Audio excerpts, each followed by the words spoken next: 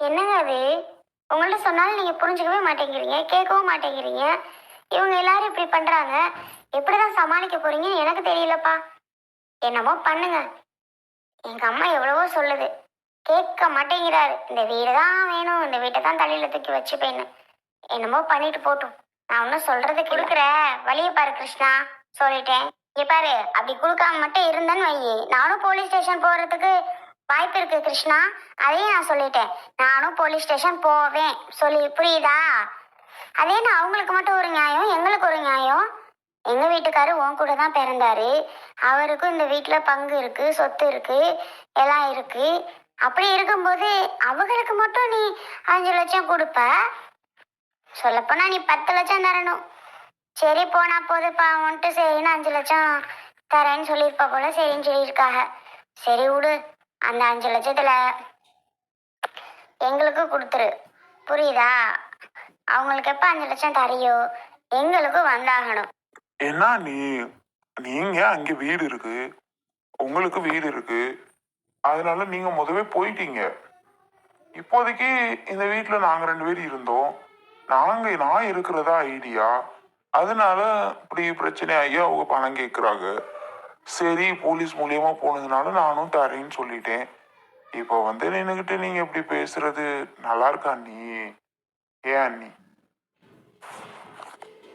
கொஞ்சம் புரிஞ்சுக்கங்களே. அவங்களுக்கே 5 லட்சம் நான் எப்படி தரப்போறேன்னே தெரியல. இதுல உங்களுக்கு எப்படி நான் 10 லட்சம், உங்களுக்கு 5 லட்சம் நான் எப்படி தருவேன்? மொத்தம் 10 லட்சம் ரெடி பண்ணணும்னா சும்மாவா?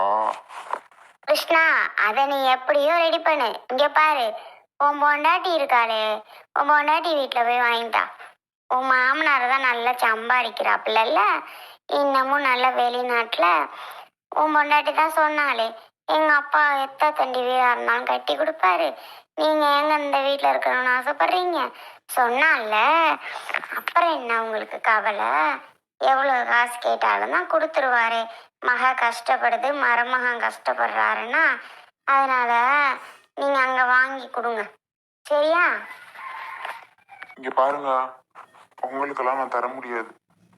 அண்ணன் அங்கேயே வேணாம், எனக்கெல்லாம் வேணாண்டா, நீ அவளுக்கு மட்டும் குடுறான்னு அவரை போய் அங்கேயே சொல்லிட்டாரு.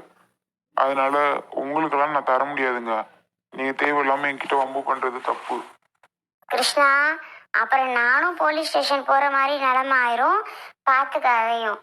எனக்கு தர முடியாதுன்னா அப்ப அவங்களுக்கு மட்டும் தருவியா? அவங்க மட்டும் வாங்கிக்கிறலாம், நான் வாங்கிக்க கூடாதா? சரி வராது போல. எதுவா இருந்தாலும் பார்த்து யோசிச்சு முடிவு பண்ணிக்க. அப்புறம் நானும் போலீஸ் மூலியமா போய் பணம் வாங்க வேண்டியது வரும்.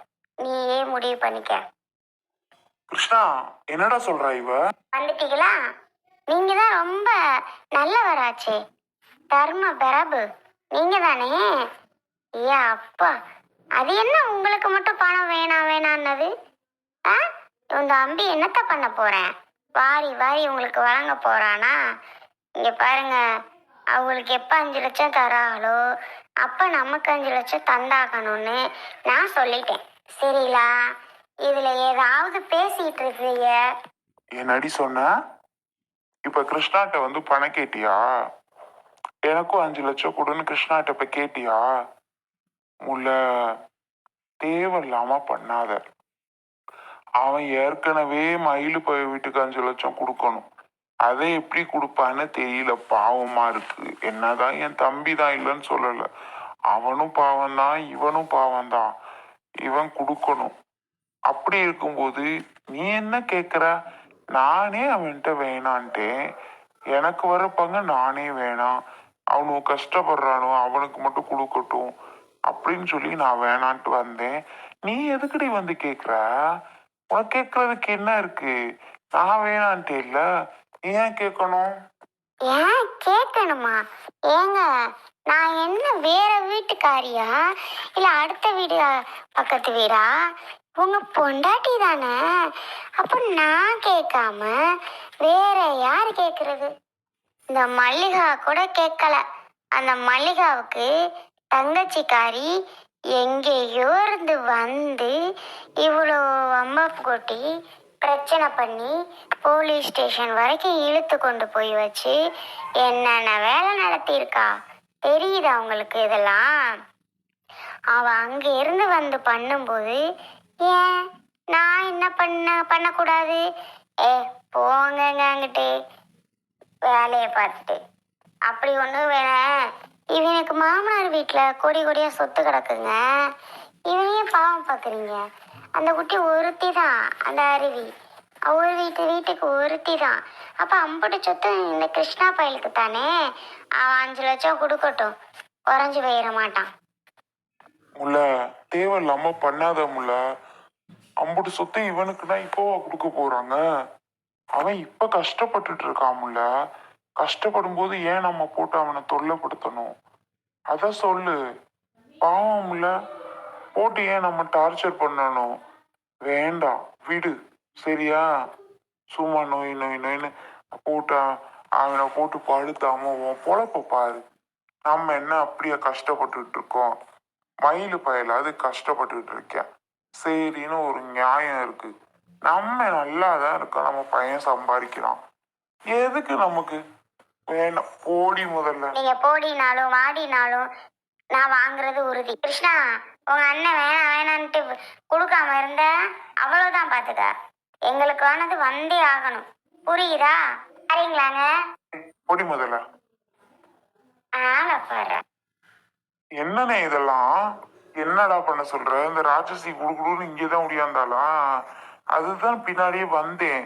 என்னத்துக்குடா இப்படி வாரான்னு. கரெக்டா உங்க வீட்டு தான் வந்திருக்கா.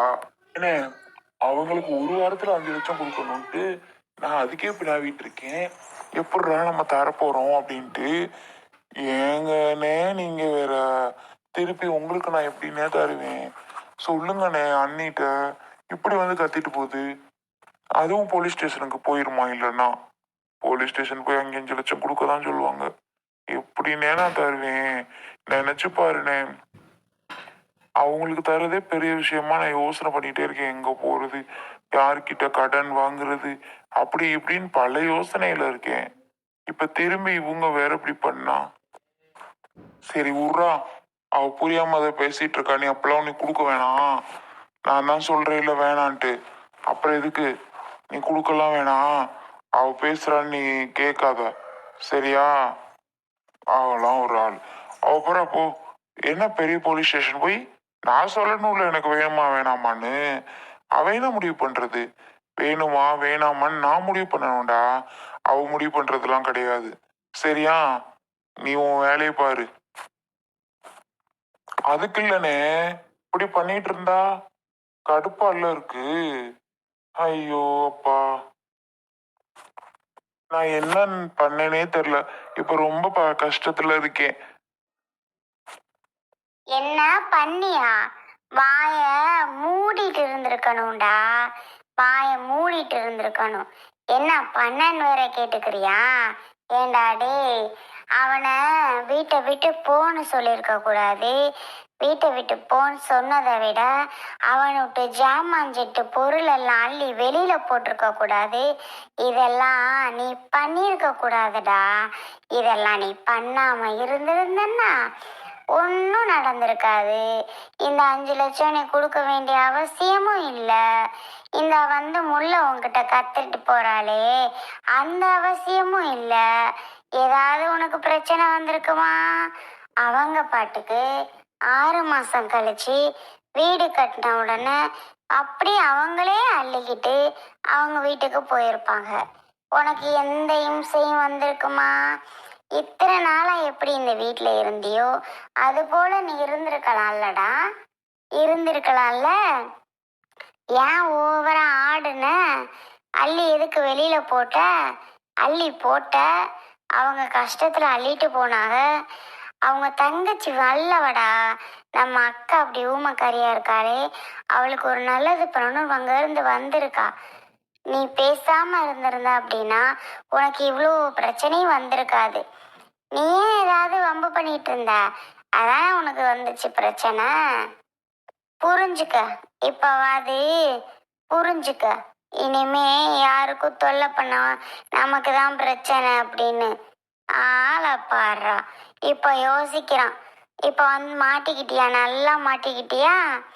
அவனுக்கு 5 லட்சம் கொடுத்துன்னு தெரிஞ்சோடனே முல்ல வந்துட்டால எங்களுக்கு கொடுன்னு என்ன பண்ண போற?